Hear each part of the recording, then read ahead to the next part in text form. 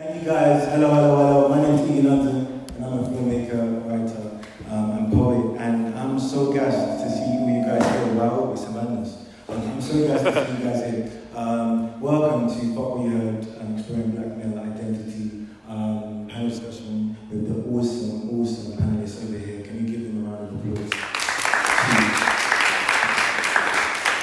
It's actually cool just to see all of you guys together. Like, I don't really get to see you guys together, so it's been interesting to have this kind of conversation with you guys. And really, I just want to be open and honest, and I want you guys to interact as much as possible. If you have a question, if you have something you want to say, if you have a comment, an opinion, shout it out, like, just raise your hand, and I'll get to you guys. But yeah, thank you so much for coming. I would like to first just ask you guys to introduce yourselves. Starting with you. Hello, hi guys, hey. It's a really nice weather today, isn't it? I feel like we deserve it, especially Carnival. It hasn't been a good Carnival for a while, so it's nice. My name's Caleb. Hey. Hi. I love that. That was nice, simple. Hello. Oh shit, that's loud. Hello. Hi, my name is Jordan Stevens, and I am a writer and performer, and how do I know you actually? What was it from? I don't even know, Carla. You sure? Drawn to each other across a creative room? Yeah, just... I don't know, man.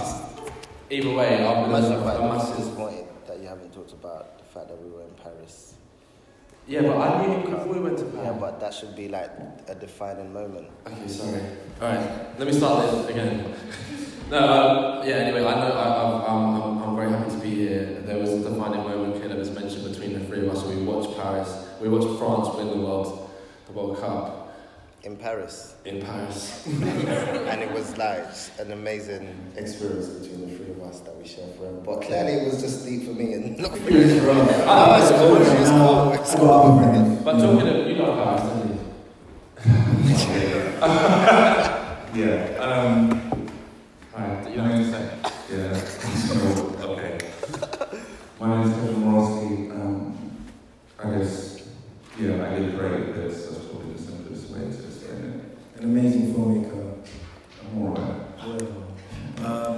Sick, guys. It's actually awesome. Thank you guys for coming. The first thing that I wanted to shout out and I wanted to ask you guys was like, could you explain, and I know it sounds weird, I feel like I'm not trying to go into masculinity or to a male identity straight away, like, what do we need to do to explore modern day masculinity? I think we should really be kind of like, start from way back. So could you guys just explain like your childhoods or a childhood memory and someone specifically that you feel as though kind of like paved the way for you to be the person you want to?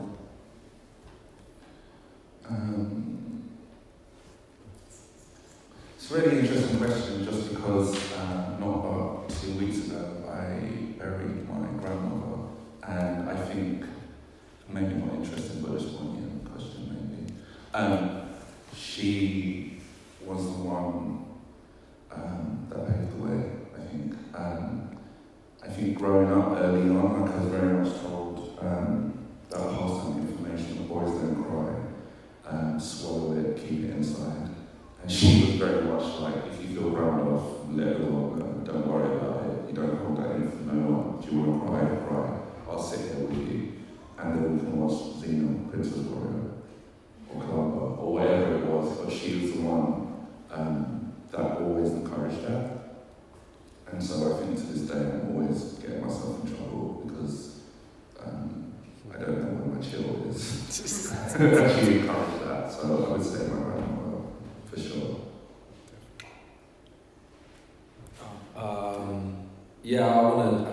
My grandma is similarly a massive part of me becoming a creative. She always encouraged me to read poetry, Chicken Soup for the Soul, I remember, and a lot of John Agar when I was a kid. And so that desire to Michael Rosen and stuff, that appreciation of rhyme was from my gran. But in terms of me shaping me as... Is it something? There's some music. Do I keep hearing something? If we could just there's some music. Oh, no, it's fine if it's sorry, I don't mean to be, I thought I was, yeah.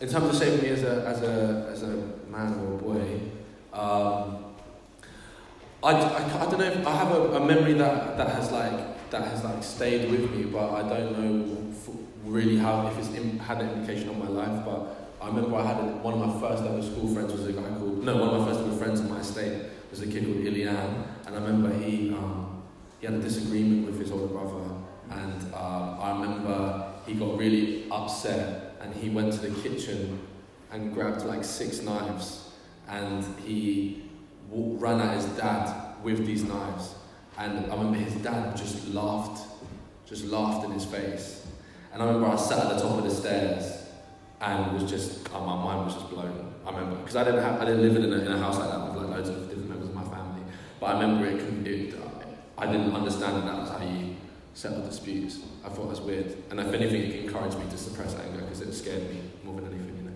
Yeah. I mean, So I've got 3 older sisters, so I feel like together they've all had like a really interesting impact in my life. I was born in Nigeria, and because clearly we're not as close as 4.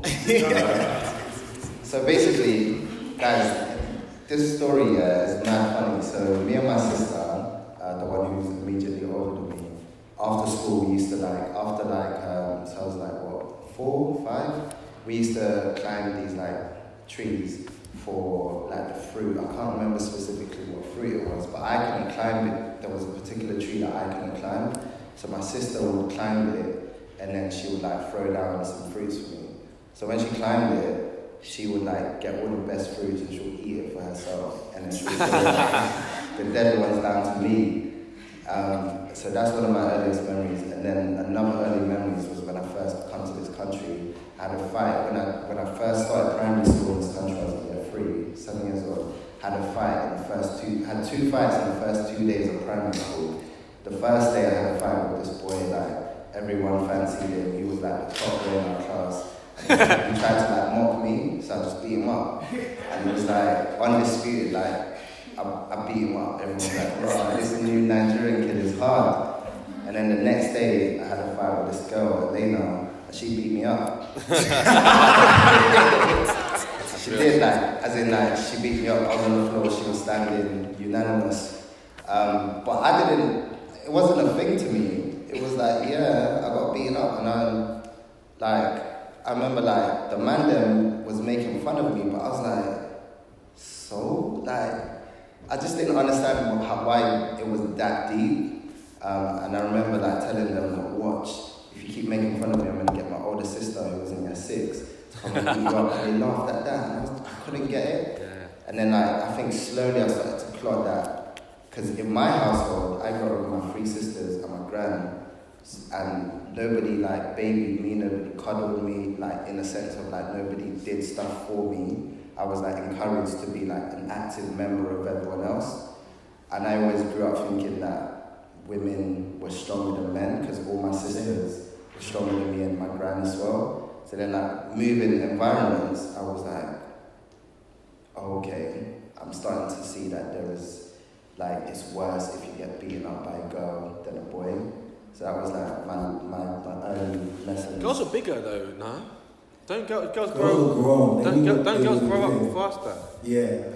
I used to get backed by girls too. I mean, I was bigger than Elena, so I can't even say that she was bigger than me. I was bigger than her. Really? But at least we were the same. Look, she beat me up. That's it. I can't even. Fight.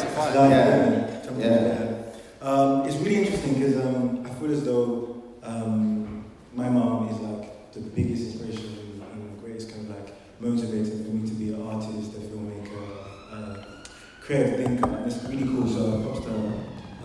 But it's interesting because I feel like with all of us, we have the same common kind of like denominator, the fact that we have inspirational leaders or people that we look up to who are female.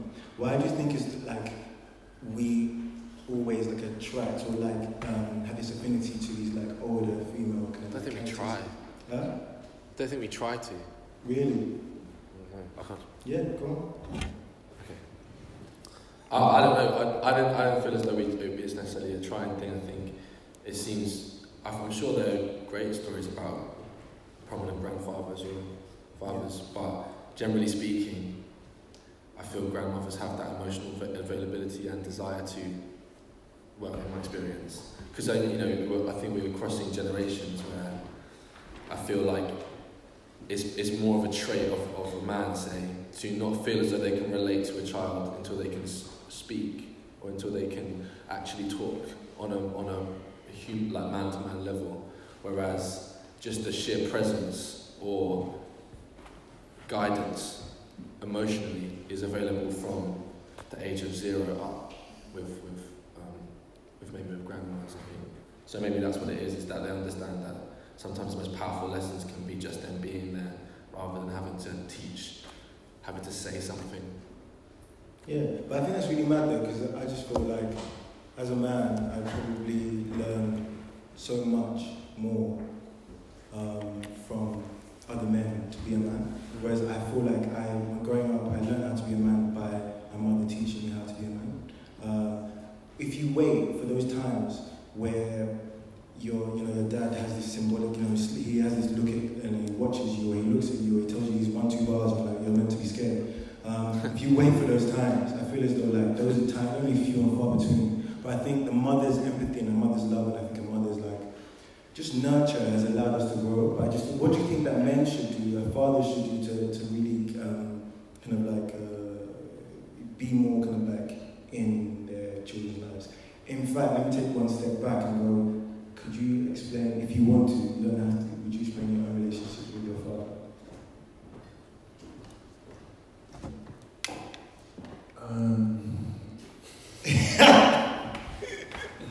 Okay, so my relationship with my father is non-existent, which is and it can start off in a way that it normally does, whatever that means.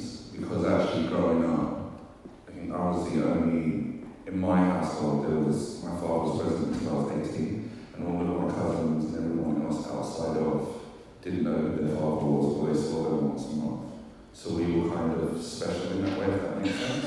But with that being said, it's a weird thing because I've been looking back on it recently, just as I said, like when my grandmother passed, and then within those times you start to think about situations and stories and just reflective, I think just naturally. And when he was in the house, when he was outside of the house, my mom would be building forts and like, oh, she'll make cookies today, she'll do this, da da da da da da. As soon as he walked through his house with what I could only probably describe now as depression, although I didn't know what that word meant back then. I don't even think they did back then. He'd come in and like, almost like a mentor from Harry Potter, walking up, yo, like it's a wrap, okay? Just still. And that went on like up until 18, and then when him and my mother parted, we didn't really know what to do because it was low-key haps, but we were like, oh, this is weird, like what's going on? Man said he's low-key haps.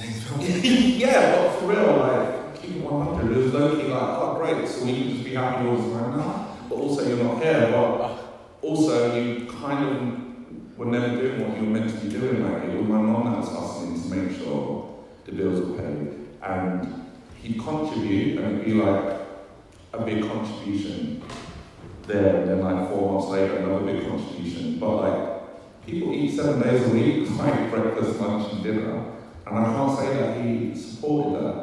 So he left, and then like my mum was upset. It's one of those stories where they were together from when they were 15. So my mum was obviously heartbroken. That's a weird thing to watch at 18, your mother heartbroken. Yeah, it sucks. Yeah. Because like, that's your mum, like you all pop off for her, so it's like what I'm meant to do, pop my father, I'm not. Yeah. Do you know what I mean? So from then I just liked him, and then all these other things happened. He did wild things like found a whole new family, but moved literally 2 streets over. But like was fully all of a sudden able to turn up on Sundays and take kids that weren't his to like football, not that I fuck with football. But do you know what I mean? Like was just present and on time. It's triggering. triggering. Like, oh, so it's weird how they like kind of like It's triggering. figure out their shit when like Somewhere you're around, older, yeah. and it's like, but you don't reap the rewards of like you're the lesson, you're the like the story that they can learn by, but then you you don't actually read the words of their actual learn. This is the thing, right? So then, anyway, so this is all gone on now, and I just don't rate them. I just don't rate them at all. And like, I'm an eldest of 4, and bit by bit, all of the rest are finally caught up. And my brother was trying to like make it work. And it's like, actually, you're aware. It's like, what am I doing? My sister did the same. My little sister did the same. Cool. And then at the funeral now, I was talking to my uncle about all of this.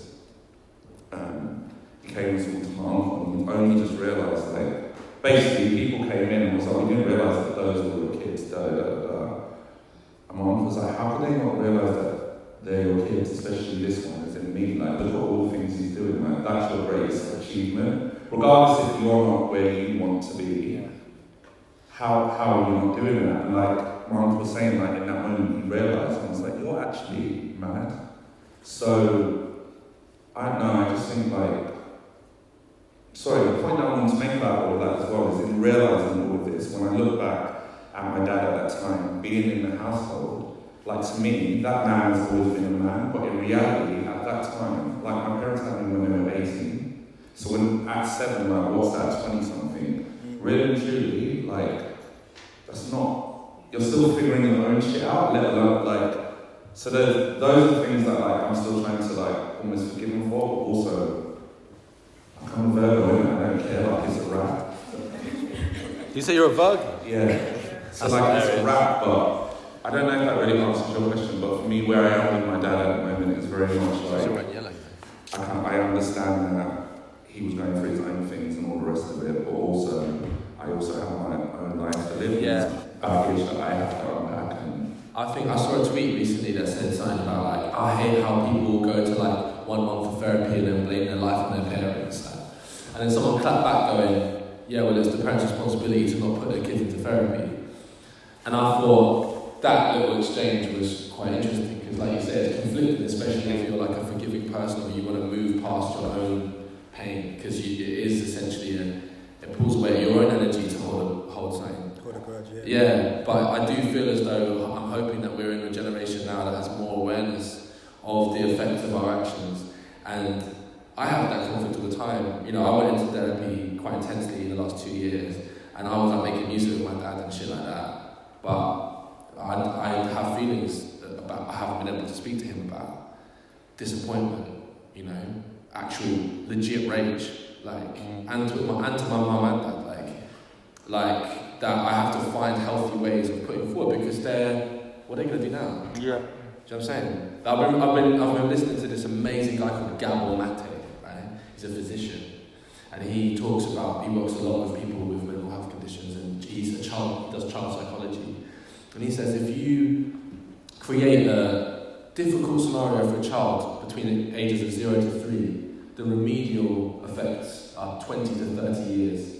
But if you get that right, you can kind of chill out from about 3 to 7. Yeah. And then onwards, you can kind of do your thing. But he's saying everyone's done it. Like he's done it with his own kids. It's really difficult to create an environment where a kid is emotionally stable, right? But I've seen him in an interview before, and I find him fascinating because I'm obviously doing my own work on myself, and I've been diagnosed with ADHD and all this kind of stuff. And he looks into how these things come about. He believes it's all emotionally rooted rather than just neurological. And what was I going to say? Oh, yeah. And some guy said to him, oh, yeah, I've got my kid, and I find it difficult because, I don't really know what a kid likes. And he was saying, and then Gabor Mate said, well, this is the difference between mothers and fathers, is that a mother, generally speaking, will inherently understand that they're learning just as much from the child's actions as the child from theirs, whereas the father seems to want to wait. But actually just being there, whilst the child cries or makes their own decisions, that's what they need. It's just a security of just being there, like literally just sat so the kid can can knock themselves or be angry or be sad or be whatever, and they can help build a healthy neurological. I think there's a fine balance in there, right? Because I agree with all of that. Yeah. But then there's a point where you have to be like, right, but in my case, where did my father learn this way of communication? Yeah. And those things are like passed down and passed on. But then also there's an age point where it's like, you've got common sense, like you can see this isn't working. Yeah, so like, can you change I feel we can. I personally, at where I'm at the moment, just is that I know my dad's been through a lot of shit. He's like, you know, a black guy living in. He grew up in Finchley in the 70s, like only black kid in the school. I've heard horrible stories. You know what I mean? He was like actually considered the first black punk by Sound magazine as well. Like he was a fighter for sure, politically, you know. But there still has to be an accountability and responsibility going forward with your life, and I know, I can tell by the way my dad hugs me that he would have done things differently now. 100%. But that doesn't mean that I'm not allowed to be fucking angry. Yeah. And I feel as though we, in this generation, can utilise our anger to just be good. Well, I don't think there is such a thing as a good parent, but like more responsible anyway. Yeah. Going forward. And it's also weird because it's like, for me, I wouldn't be angry if he didn't own his shit. And that's the one thing that I hate the most about adults in general, that these children, is that they raise them, it's just like they're not accountable. Because if they don't want to say sorry, the idea of them saying sorry and be like, you know what, I fucked up. It's like them looking at like they weren't right, they weren't perfect at the time. It's like, it's perfectly fine. I write it in fatherhood. Like I speak about the idea of like not being perfect, but it's okay. Being imperfect is actually what I need as a child, because then I'll be able to understand the nuances of a man. And then I'll be able to go, okay, cool, I don't have to be perfect on graduate. I don't have to get all my results. I don't have to like get this perfect job, or get this perfect car, get this perfect house. But also like I can actually make mistakes. And it's okay. Especially being a black male, I feel as though like I have to be exceptional. Like my films have to be exceptional. My work has to be exceptional. It has to touch people. It has to be more than just like okay, mediocre. And I feel like that's as a result of my father almost being like, you have to be this type of person, and not owning up to this shit of how that affected me. Caleb, would you like to speak about your story? No, I'm just listening to what you guys are saying. It's very, very interesting. My relationship, there are some similarities with the relationship I have with my parents, specifically my dad, because the first time my parents came to this country when I was almost like 1 year old. So the first time I actually saw them like physically was 7 years old. So they were already kind of strangers to me. So I guess that's really affected the way that we ended up establishing a relationship anyway. My dad is a bishop, so I feel like over the years I've gotten to know, like I know my dad more as a bishop than as a person. And also I understand that, like you were saying, where did he learn? Like me and my dad we don't converse as like, we always converse as like son and father, but in a very like archaic way where we're not human beings, we're more playing supposed roles, which like dynamic wise is more about taking instruction and giving instruction, or giving instruction and taking instruction, and like communicating that instruction has been executed. Do you know what I mean? Even like good morning is an instruction, because they're instructing you to say it back. And also the failure to do so is disrespect. Yeah, exactly. Do you know what I mean? It's disrespect.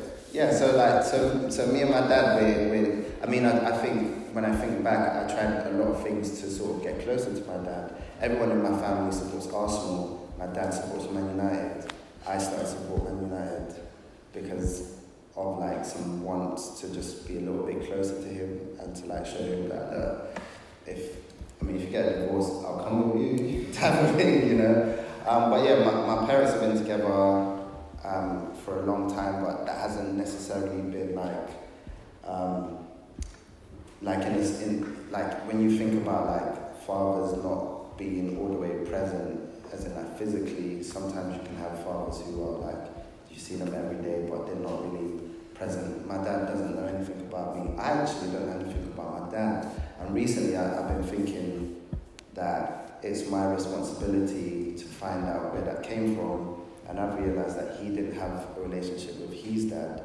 His dad was this like rich man that was married to like more than one wife, had like loads of children, and just sent him to boarding school. So where would he have learned to interact with his father? So in that case, I used to hold like a grudge against my parents for many things, but now I've just sort of let it go and just been like, I understand where it comes from, this is what I'm okay to be like. Like, I actually don't mind us being like, hello, bye. I haven't lived with them for like 10 years. So it's like, when we see each other, we keep it amicable. Like, we avoid politics and all those things. We just keep it about food and football. And like, that is the only way that sometimes you can rescue anything, in terms of for your own freedom and your own peace of mind for us, and also theirs in their like later years. And I've just made sure that I've like untrained myself and unlearned a lot of things, and make sure that when I have kids one day, that I sort of use the relationship between me and my father as like a way of like, that's not what to do. I hear. It's weird because it's like, for me, we spoke about, you know, resentment, we spoke about holding a grudge, and it's weird because, like, my dad voted for Brexit, and then I realised... Oh shit, same here. My parents voted for Brexit. Yeah, and they fought with Trump. My dad are not cool like that. They fought with Trump, it's embarrassing, but...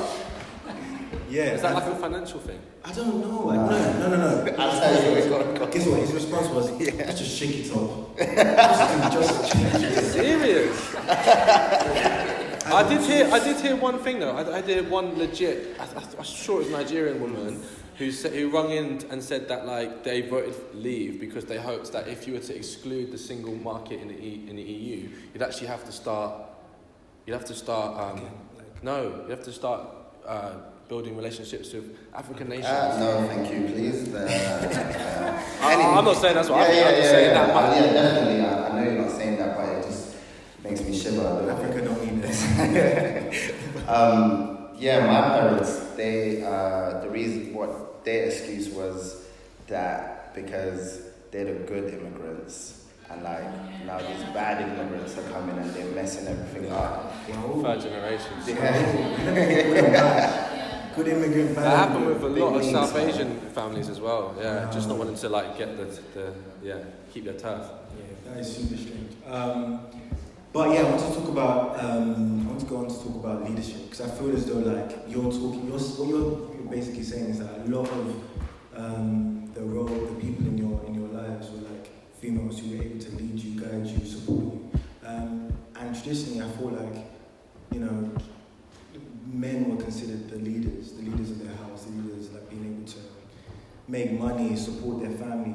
When we talk about the idea of like men now, I don't necessarily fathers, I don't think we have that same kind of like idea that these people are actually natural born leaders. Do you therefore feel as though maleness or masculinity? What's a leader though?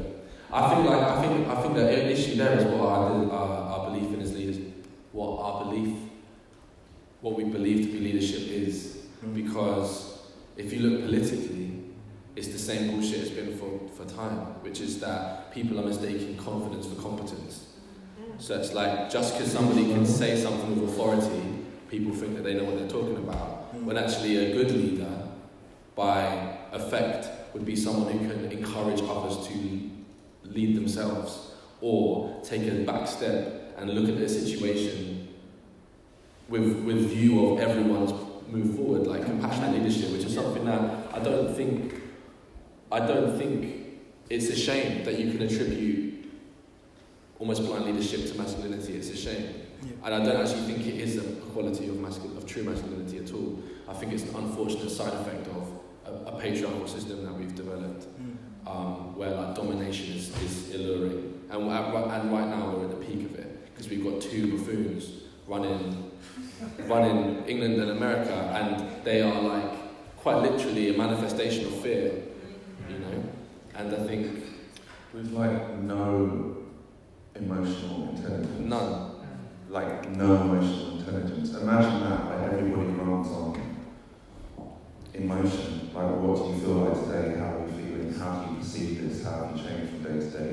How have you evolved into this? And I think you have that. I know she's not really governing much of a country, but then isn't it the New Zealand's Prime Minister? She's made a couple of moves that just seem on like even like a logical level to be quick and smart and effective.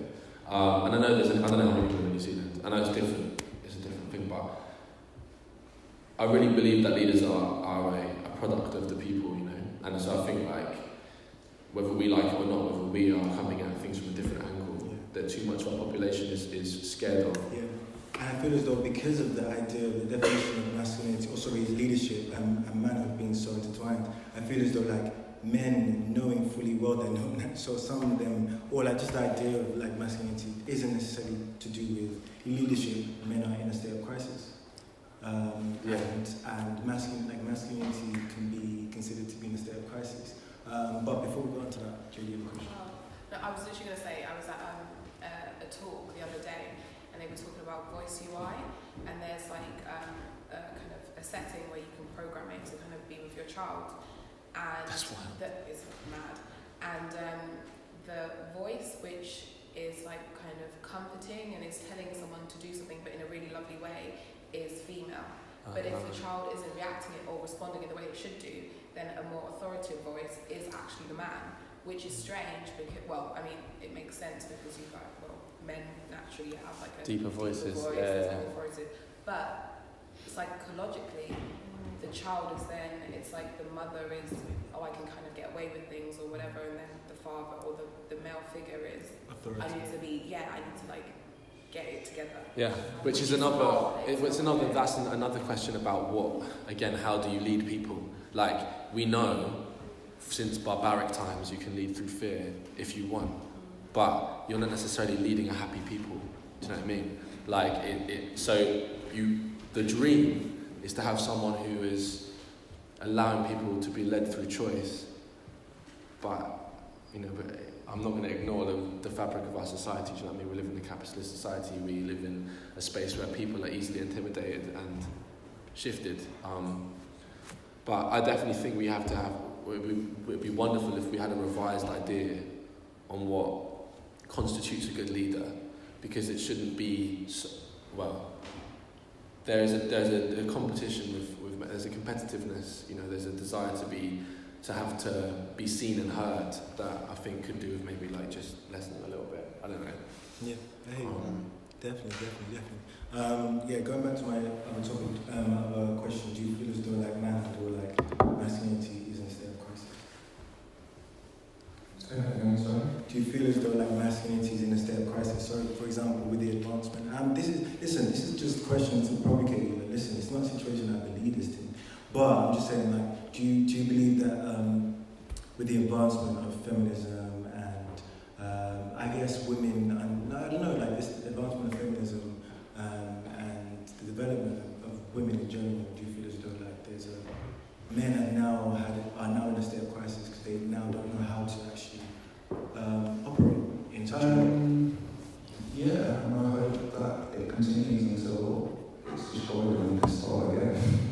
And even when like feminism, I often refer to feminism as just like common sense.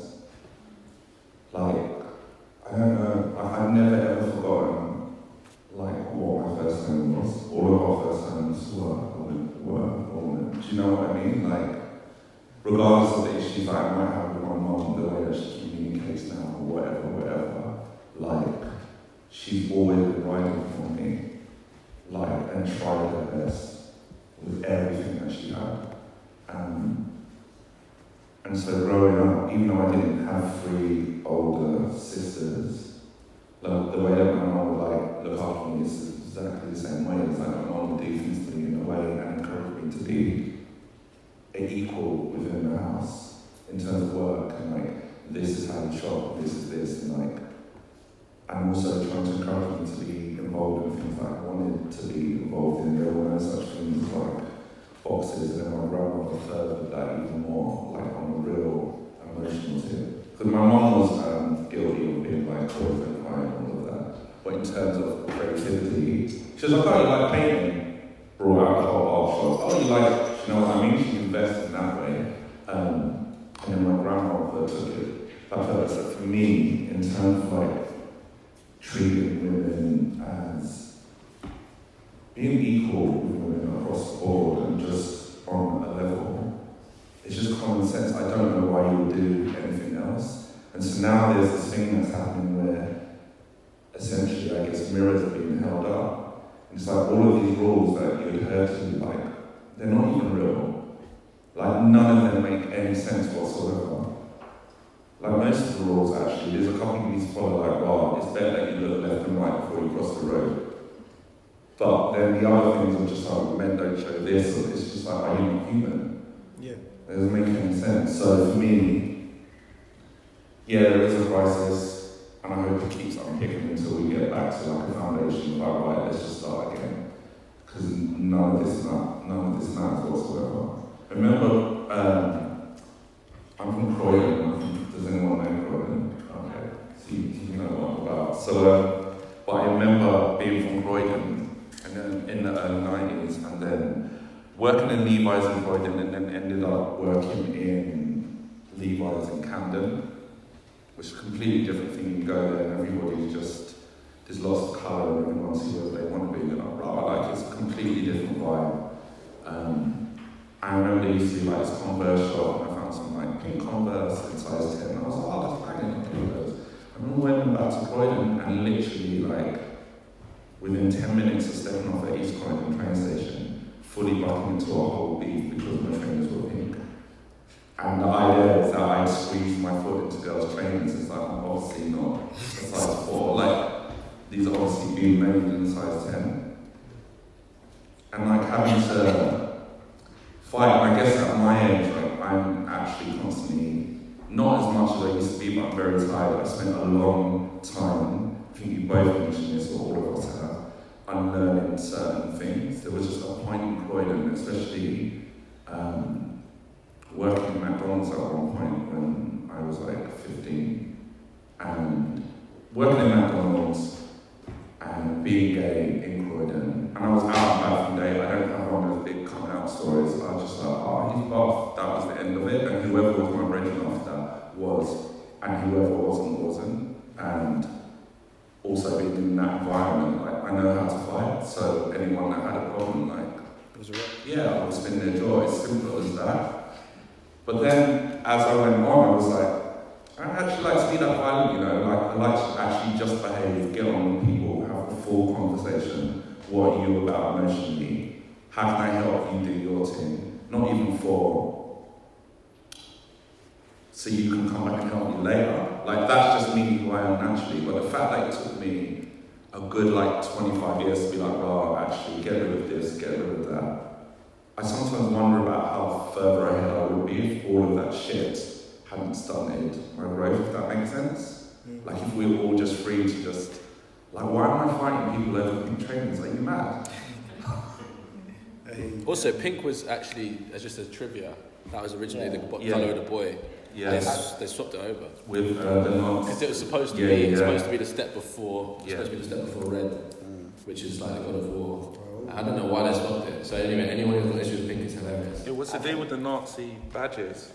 The triangle ones. Yeah. Pink ones. It's before. No. Was it before that? Yeah, I think so. Because it's doing like stuff in. Oh, you mean at that point where it started? At that point where it was like, so they were putting the different stars and they swapped it over because originally at one point pink was boys and blue was girls. Yeah. I think with that said, I think maybe the statement is more that is patriarchy in a crisis, which it from the moment it turned into what it turned into, it was in a crisis because it was never going to work. I think when you think about masculinity, we have to think about it in the context of every human being, because whether you're a man or a woman, whatever gender you subscribe to or don't subscribe to, masculinity and femininity exists in everyone. And I think when we sort of shift our view on those two things, not being like opposites of each other or not being like separate from each other, and these things exist within like individual human beings. Yeah, so that means you have to change the definition of masculinity. Yeah. Right? I don't think so. No? What do you want to be seeing the definition of masculinity? I think the definition. Oh, sorry, you mean literally? You mean Yeah, literally yeah, the exactly. definition? So like you'd have to basically take that definition away and then go, it's an energy. Wait, what is the definition? Relating to like relating to characteristics or Oh. And if you That's break down, that's what I mean by breaking the whole thing down. Yeah. Like, yeah. it has, yeah. You have to therefore change the idea of masculinity because it's the idea like like there's a yin and yang and you only have that yang and I have that yin naji. Like it forms part of me and it balances me out. And I feel as though like this is the reason why so many like male leaders have like just gone into madness because they're like without that yang. They're broken, yeah. They're broken. But But this as though they've always had to hold that yin. But you saying, sorry, just to get this right, saying the definition of masculinity is traits of what's that you do? Like, someone should just bust out their phone and just. If you want to, yeah. No, because I personally don't think that. I don't think that masculinity. I don't think that masculinity as an energy does need to be reconsidered. Yeah, but when you say like masculinity as an energy, like it's not concrete enough for people to understand, to grasp, because that whole idea of like what patriarchy says masculinity is like solid concepts that are like specifically attributed to being a man. Can I just read out? Yeah. Masculinity, qualities or attributes regarded as characteristic of men. Exactly. So if we break down those characteristics or those qualities, are you saying that only men can exhibit those same characteristics? we champion women who have masculine characteristics. That's not the thing we do in us as the patriarchal society. Are you saying we don't or we do? We do. We champion anyone who exudes masculinity in a high form. I think like look at all the females. Is a good example of like someone who, if we break down their characteristics and take their identity away and say, who do you think these, who do you think this person is? Most people will say that's a man. Yeah, but that's not my point. We don't. I'm saying that. Yeah, but she's. What do you mean? So you're saying that we in champion society those characteristics in women, but I'm saying that's not always the case because there are a lot of people. You're talking about who, if we break down what the characteristics of a man is. Are you saying you don't champion Serena Williams? The general media. Oh, you're talking about that divide. I mean, yeah. In our circles, yeah, we do. But if we look at like the general mass media and the way that they treat people like her, Well, that's got an intersection. That's. Yeah. Okay. Cool. But I hear what you're saying. Yeah. But it's difficult to. I think generally speaking, if a woman put on if what our society deemed as a woman put on a football kit, there's more chance that be seen as almost like sexualized, whereas obviously we're going against. That's not champion though. But it's accepted. Whereas if for a man to showcase femininity, like you say, pink shoes, we have a societal demonization of femininity. So I'm saying we're set up. Masculinity is set up to win within business, within sport, within everything. Whereas femininity is inherently in our society demonized, and you're actually punished. You're actually punished for femininity. No, there's not even a word to describe having less femininity. Okay, I agree with you with that, but I'm saying that if we're talking about a woman, if a woman exhibits like strong leadership skills in the workplace, for example, most of the time we've seen that there are most stories where they say that it's not always championed. It's something that is seen as threatening.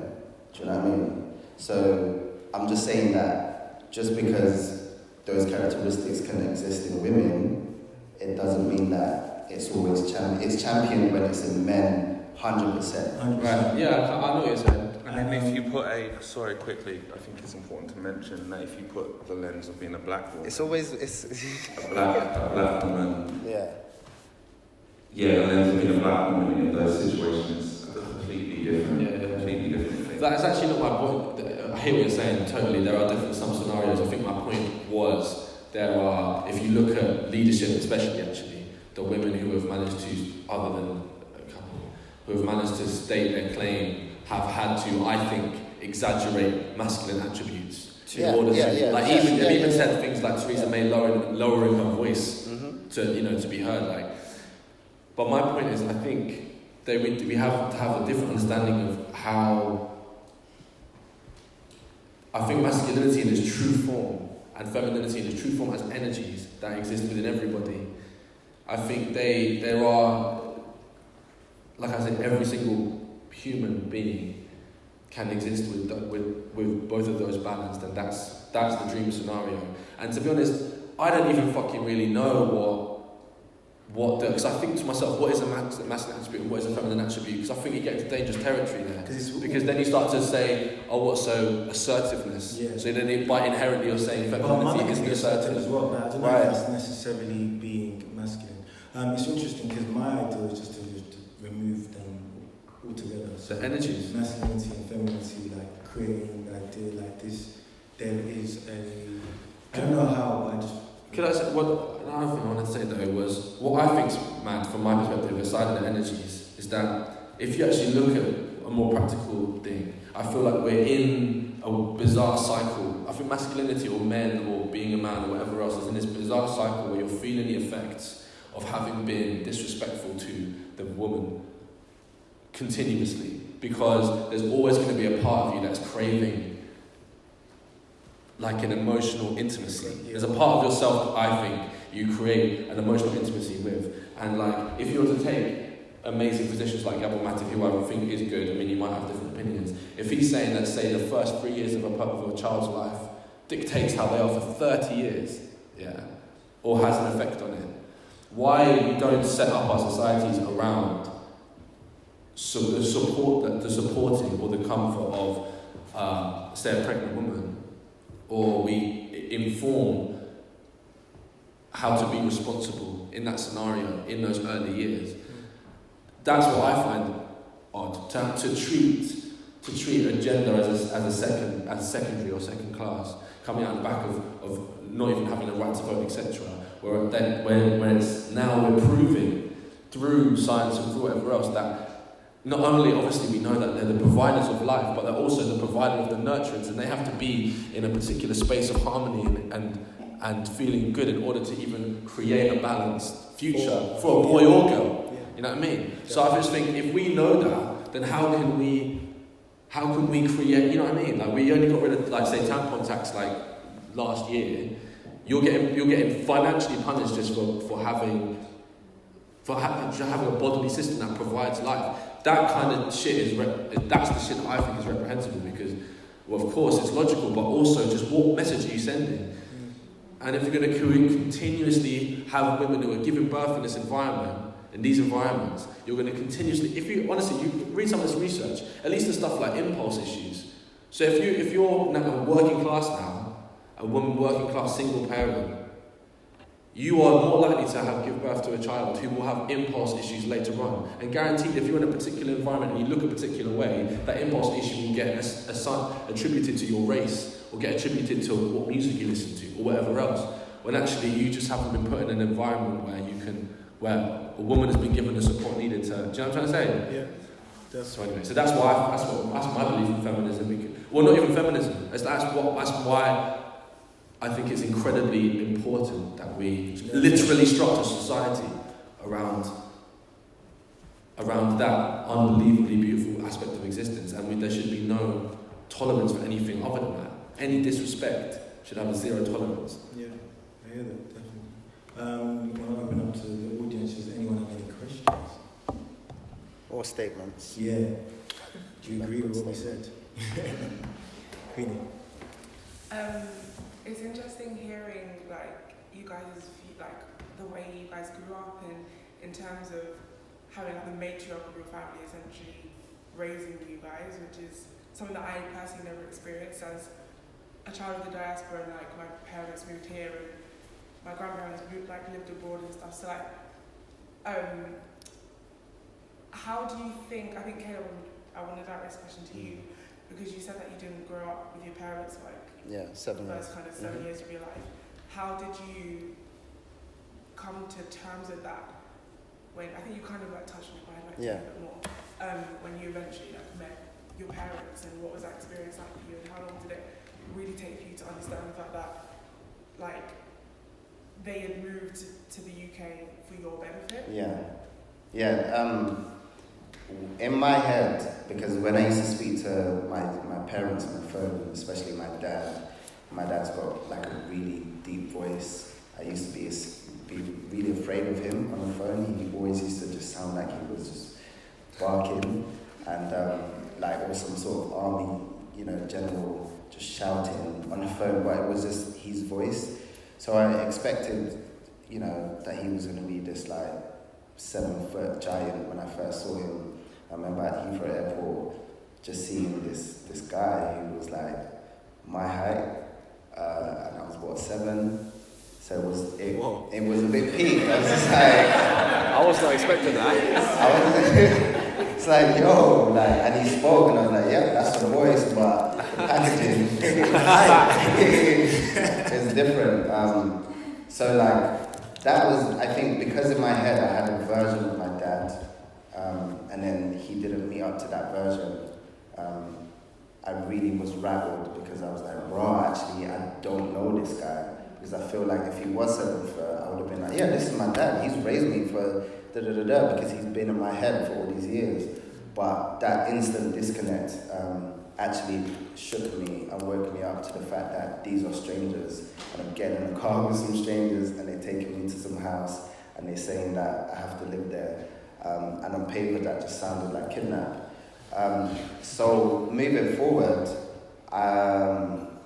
it took me probably like 18 years later for me to finally just come to terms with the fact that I was harboring so much hurt over the fact that they left me.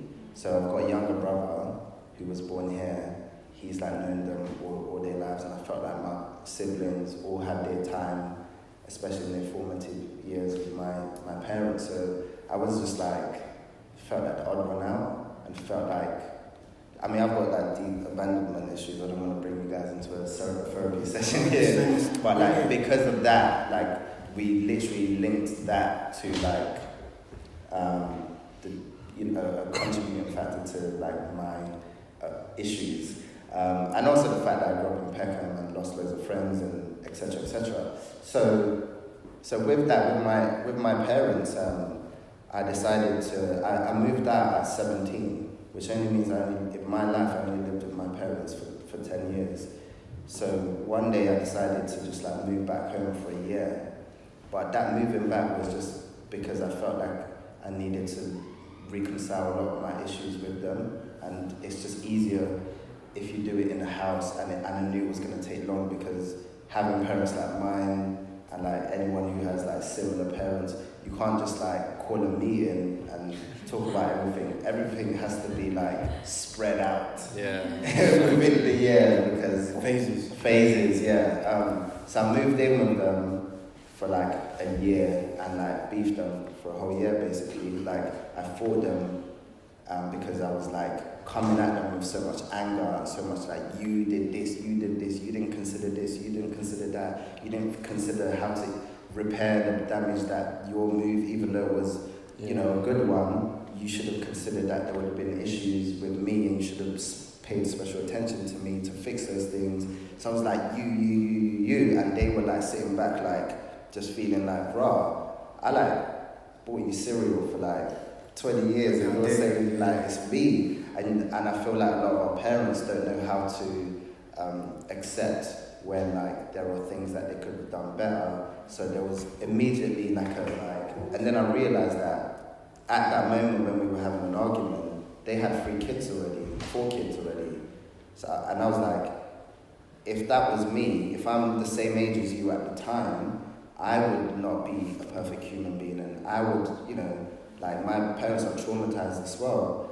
So then I started realizing that, look, in the same way that your parents are human, you have to really afford them some compassion in the fact that they weren't equipped to deliver onto you the best upbringing that you could have been given. So therefore it's up to you now, it's your responsibility as an adult to then take on the responsibility to fix yourself, and just let them be, and just be almost don't harbor so much feelings, and don't burn the bridge just because they couldn't do what they had to do, because sometimes it would be difficult. Yeah. I mean, look, this thing batters all of us, man, literally, and that's I think it's also important to remember that we're part of the evolution in terms of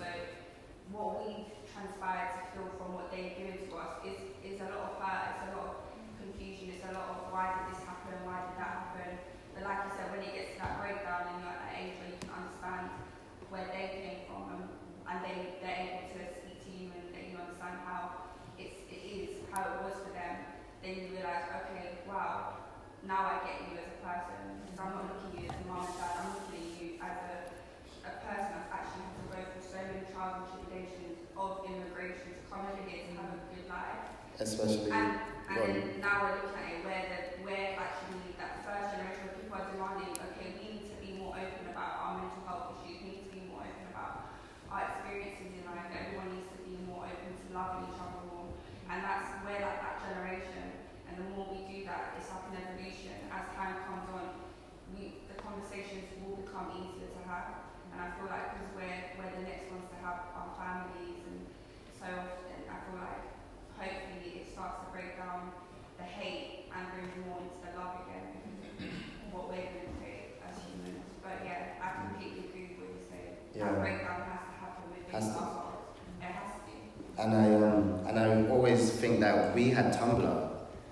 Remember, I don't know who had Tumblr. I've still got Tumblr. No, but I'm saying in the fact that like Tumblr. Tumblr. It's not cool anymore. Tumblr's still cool though, right? Tumblr had like one use left, and they shut that down last. You're rude. You're dumb. I know that you know. But yeah, that Paul. Don't say it, man. I don't know what to clarify. Okay, so but like back when Tumblr was like a useful platform, and not just Tumblr, like social media, like if you were able to chat to people, and people were like helping you like read certain, have access to a specific language and specific like books and theories, and speak to other people who had like gone through the same things that you had been through. So I really think that they didn't have that. Like, and if I didn't have access to all of those things, I don't think I would be able to be as understanding as like what is happening with me right now. And also, I also think that there's a lot of people, even in our generation, there's a lot of people who didn't fuck with Tumblr and didn't fuck with like anything. And this whole conversation about mental health and that is air, because I've grown up with like, there's a couple of men who they're my age, and they missed all of that because, you get me, like, bro, didn't it? So like, even when we're talking about like our generation, we don't mean all of our generation, we just mean like a select amount of us who, in one way, shape or form, has had a way of like understanding that side of things a lot more. So the work is going to be like just still need to, because we're just a small portion of people who actually understand that we need to break to fix it back together again. And when we do that, we show that love, we show that compassion, we understand that we are all broken and we need to fix each other. So yeah, definitely. We got time for one more question. It's just a statement, actually. Okay, cool. So, Love it. Yeah, my name's Nadine. I'm a psychotherapist, and I just want to thank you for sharing your vulnerability, because it's inspiring. Yeah. But echoing what the sister behind says, actually, there's Carl Jung. He says that you have to love your parents, but you have to hate them truly to love them again. Yeah. And there's a lot of research, epigenetics on generational trauma, and actually, when we heal ourselves, we're actually healing our parents. Yeah, trust me. Yeah, I agree with that shit. You heard me before. When I was about 22, I really had to battle my mom in the same kind of way. Like, because when I was like, no, because it was just like, yo, like, I need to tell you I'm angry about this. So when I was about 13, 14, I don't even know if puppy fat is a real thing, but... Yeah, it is. Okay. So that happened, but it was just like, Jamaican household, like, Jamaicans are so wild, like, there's no filter. So just like every day, just boiling left, right, and centre. And I was just like, I got to about 23, 24, and I don't know, it wasn't even like I called a meeting or anything, it was just in that moment, I was like, you know what, you're going to get it. And I just switched on her. Not in a, like, obviously she's still knocking me out, but I switched her in terms of like, you used to say this, I used to feel like this, do you know how many times I thought about running away, do you know how many times I thought about this, that. And then this woman, like, this big, strong woman, like in that moment, broke down and started crying, and like she knew what I was talking about, but she hadn't realised how much it hurt me up until now. And she was so apologetic, and then in that moment, like, even I started crying, because I was like, oh, like, my mom's crying, and like, I've done this, and she's just a human, and she's just trying her best. And I think, I guess the whole theme of the evening has been like breaking it down. We have to break it down and continue to break it down. I think I think I totally agree with that. I really agree with what you were saying about you, because I've felt that compassion to my mum. Actually, I hate my mum watches all these things. I'm for this. You should cut this out. We're gonna edit this now. Unbelievable woman, do you know what I'm saying? She worked her arse off to keep me happy, keep me alive. But I can't explain it enough. Like, when you're a child, you feel everything. You don't have thoughts to argue with yourself yet. Everything is gut. You can tell if a parent, you were saying when your dad walks in the room, you can tell if a parent isn't looking after themselves. Looking after their own shit. So they could give you everything in the world. They could tell you, my mum encouraged me she told me not to listen to anyone, to do whatever the fuck I wanted, you know what I mean? It inspired me to try and break boundaries, But I'm in therapy saying things because I needed in that moment the woman who I adored more than anything to look after her own shit. And I'm not gonna waste time making excuses for her now, because even though she has done, I love her to pieces. I have done a lot to try and show her that. But ultimately, they are your parents, and it's their responsibility to look after you until they die. And I mean, there's a point probably when you probably do have to look after them a bit. Yeah. but yeah, yeah, you do actually. But before that bit, you can go through what you need to go through, because it's when you put yourself second, that's that same child. Do you know what I mean? That's that same child that when they were 3, 4, they've gone, I'm fucking vexed with you, but you're 6, so I'm not going to do anything about it. That's that same child. When you see them and go, they pissed me off, but, they took that's personally not my stance, because they should understand that it's part of your evolution to deal with that. And then you're going to hug them after. Do you know what I mean? You have to look after them. Definitely. Also, there's another thing that as children, we like to think that our parents can actually look after themselves, and that's a mad misconception, because when you realise that they can't, they're also humans too, and then that's it's like I'm saying, it's not perfect, but we're just arguing for the fact of having that process. Also, I mean, my mum, she's cool. My mum's like, listen, I can chill with her, like on a low key, high key, I can chill with her, like. My mum, listen, she's safe, but no, she is. She's cool. I mean, you can smoke up around that, whatever. But it's a boundary thing with me. What was that, Connie? My mum wasn't. Yeah, she's actually. Yeah, my mum's about. Out here. You know what? Fuck it. If you actually want to laugh, go on Instagram. She's been fighting the government. She's been fighting the government. I was born into a march. Literally, I was born into a fuck McDonald's sign. Like, she's just. But that has an emotional thing for me too. Sometimes she's coming. I just want to ask her how I am. I don't want to know what she thinks about Boris Johnson. Yeah. I want to just have a fucking cup of tea. She will tell you. She will tell you. Do you know how carefully I have to walk in here, and I have to have verbal eggshells just so I don't say anything in my day that has anything to do with politics. You know how difficult that is. I have to be like, she comes in and be like, hey George, how do I walked my dog. And I enjoyed that. And she's like, right? And I'm like, it was what pub to go to? I went to Scrubs. What, in West London? Fucking Kensington Borough Council. It's just like, shit, man. I don't even care about politics anymore. I want to make me apolitical, man. So the moral of my story is, kids are more important than politics, I think. Yeah. My job. There you go. I have a question, but Lily, did you? Yeah, I had one. Like, when society is trying to teach you a certain way to be a man, just one way, and the trauma you've been through as well, there's so many men who could have shut down, stop to be tough, just embrace this stereotype. How did you redefine your own masculinity? Or masculinity? Shandai. That's I feel every day. That's a question. That's a question. That's a mood. Yeah. Big I felt every day, every single day is telling me that I have to there's a regimen that I need to follow. I turn on the TV, I mean I don't, but I access my laptop. I'm walking on the street, I'm listening to music, I'm doing this, I'm doing that. And then there's different types of packaging, but for the same type of bad portrayal of masculinity. A lot of people focus on hip hop, but then if you look in other genres, there are other packaged ways of being as ridiculously machismo or whatever.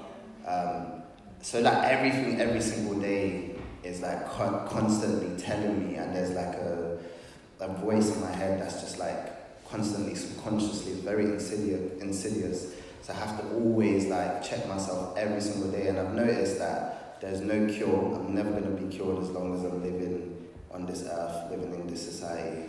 I just have to do the work every single day until my last day, and I just accept that. Yeah. Just want to add to that.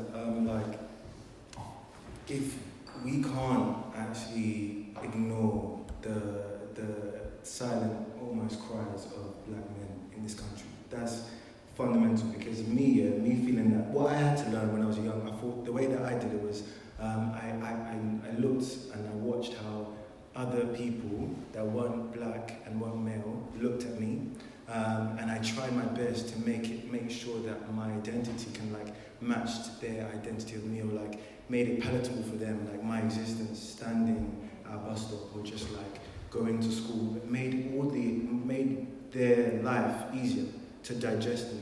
And I realized that the point of the reason why I'm so hell-bent on trying to change the perception of masculinity is because I'm so tired of black men having to feel like they have to change the way they are to grow up in gangs or grow up in spaces where they have to be aggressive, or they have to go into really crazy jobs and perform tasks they shouldn't have to, just to feel as though that they are better, that they are stronger. Well, I'm not the average black man because at least I get to do this.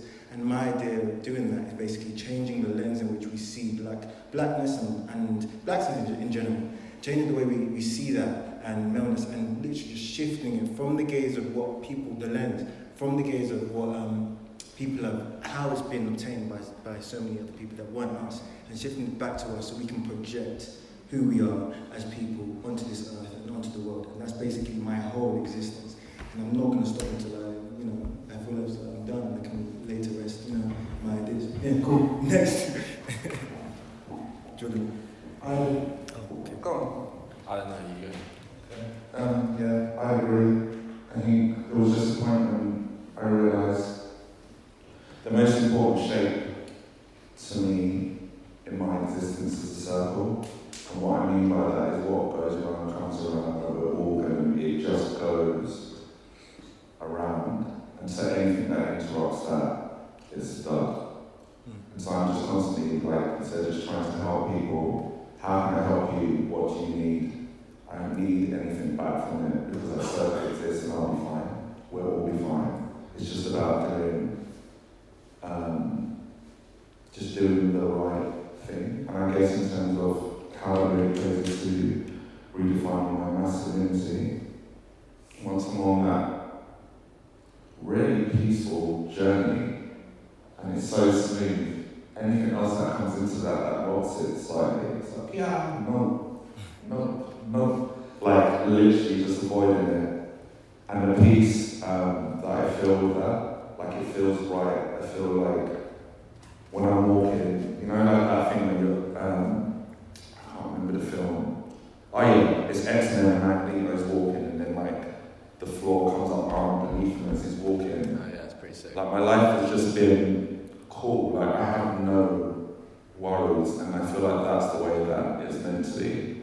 And yeah, I think it's really important when I talk about that as well. I'm definitely talking about black masculinity, because that's a completely different thing to white masculinity. Also, my black gay masculinity is a completely different thing to gay white masculinity or just gay masculinity. It's there's all of these things. I'm just bad at all of these things, but the moment that I was just like, I'm just going to live good, you know?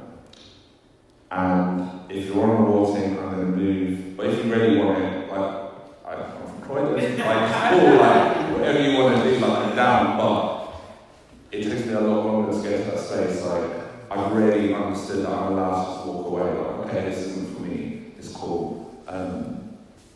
And I think that's the thing with masculinity in general, from what I saw with, especially from my father, my uncles on my mother's side, like, they were always so soft and so gentle with me. It was a beautiful thing. But especially on my father's side, he was always the one like, you have to fight, you have to hit them back harder, what are you crying for, all of that. Yeah. So I think I try to stay on that journey, and for me, everything's fallen into place. I have no complaints. There's food in my fridge. My bank account is great. Got a great t-shirt. Yeah. And a great hat.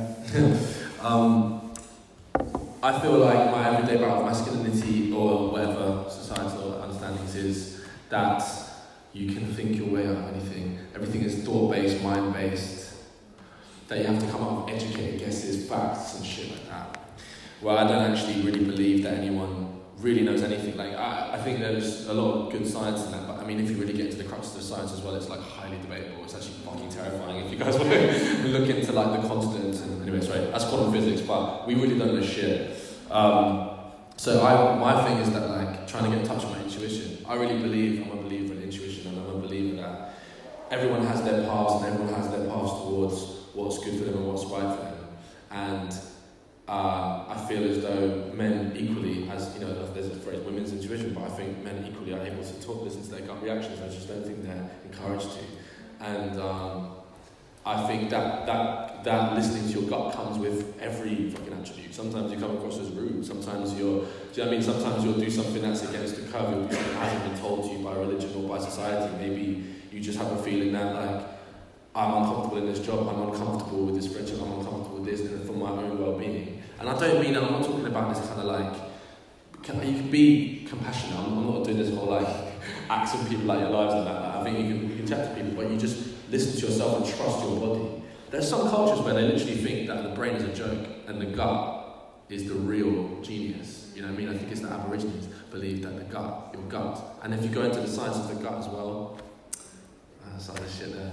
Like, you know, what you put in your gut, you get out. If your mind. Your gut thinks before your brain. Anyway, sorry. So it's getting in touch with feelings. That's what I'd like to do the rest of my life. Thank you, Jordan. Wait. Thank